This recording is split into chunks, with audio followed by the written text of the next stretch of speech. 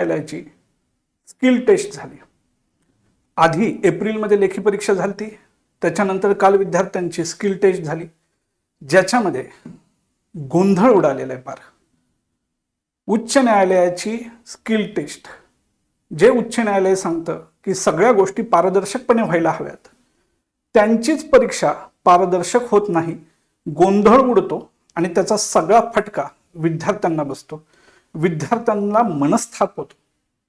मग तो नांदेडमधला विद्यार्थी असू देत, छत्रपती संभाजीनगरमधला विद्यार्थी असू देत, लातूरमधला विद्यार्थी असू देत, नागपूरमधला विद्यार्थी असू देत.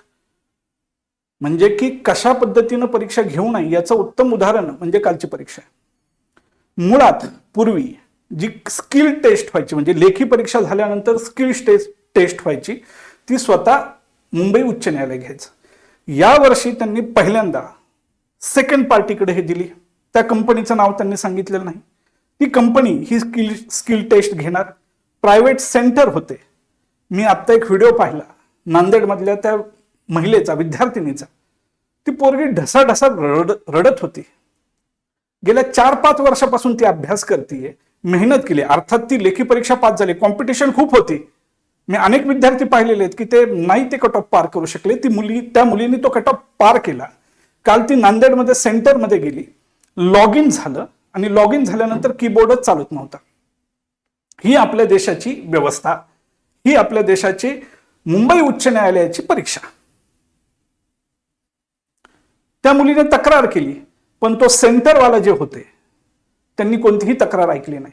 उलट तिलाच सांगण्यात आलं की आम्ही तुला बोलवायला नव्हतो आलो, तुम्ही आलेलात, आम्हाला गरज नाही, तुम्हाला आमची गरज आहे.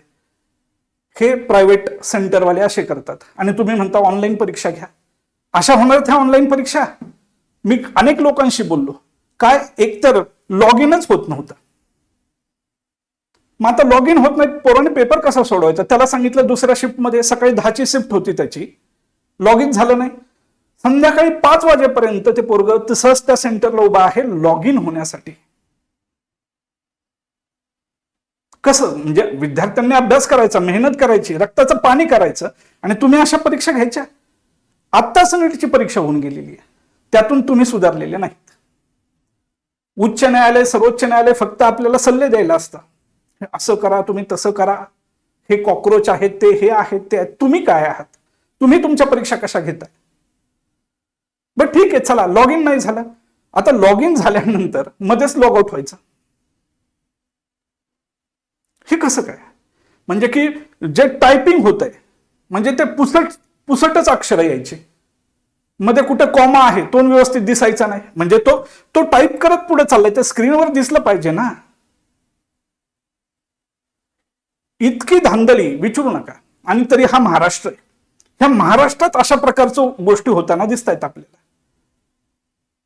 20 मार्काची स्किल टेस्ट, पास करायला मार्क लागतात 10. बरेचसे विद्यार्थी आहेत त्यांना 0 मार्क आहेत. अभ्यास नाही केला. 4-4 महिने प्रॅक्टिस केली पोरांनी. एप्रिलमध्ये परीक्षा झाली. एप्रिल, मे, जून, जुलै, ऑगस्ट, सप्टेंबर, ऑगस्ट आहे चालू आहे सध्या. 0 मार्क कसे पडतील? जो मुलगा महाराष्ट्रामध्ये सगळ्यात जास्त फॉर्म होते त्या परीक्षेसाठी, तिथून ती लेखी परीक्षा क्वालिफाय करून येतोय. आणि अशा प्रकारे जर गोष्टी होत असतील तर कसं होणार ना.